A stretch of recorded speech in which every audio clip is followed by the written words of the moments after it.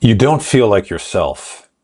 Not in a vague way, in a way you notice in real time.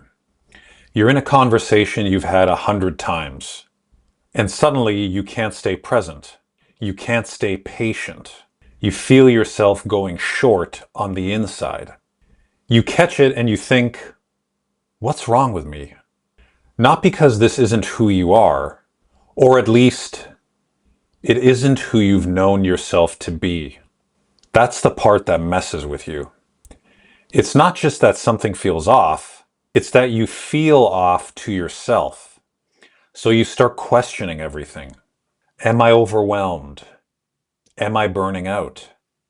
Am I going backwards? None of it quite fits because you still have awareness.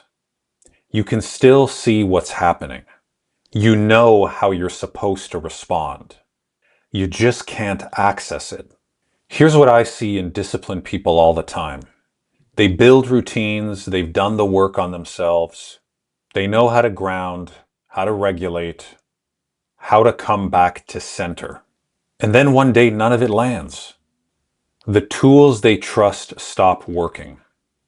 And the first thing they assume is that they're doing something wrong, that they've slipped, that they've lost it.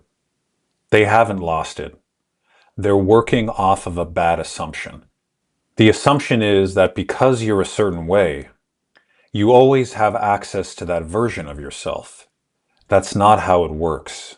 Who you are and what you have access to in any given moment, those are not the same thing.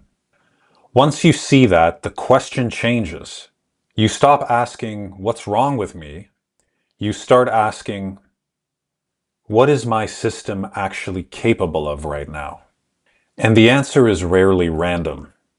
There's context, pressure you haven't accounted for, sleep you haven't caught up on, weight you've been carrying around without naming it, a role you've been holding on to without setting it down. When you've been the steady one long enough, the cost doesn't show up in the moment. It shows up later as a slow loss of access to the parts that feel most like you. Not because they're gone, because your system can't reach them. This is where most people get it backwards. They try to think their way back to their best self. They push harder.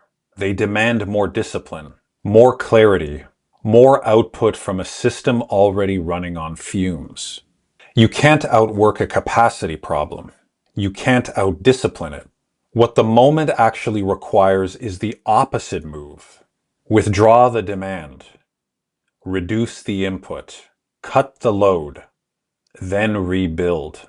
Not because you've gone soft, because that is the only way the version of you that you actually trust comes back. It's not an identity issue. It's a capacity issue. And those need different responses. If this is hitting, subscribe. I'm going to keep unpacking this, how to know you're in it, and how to come back without losing the ground you've built. Because most people aren't losing themselves. They're in overload, and nobody is giving them clear language for it. That changes here.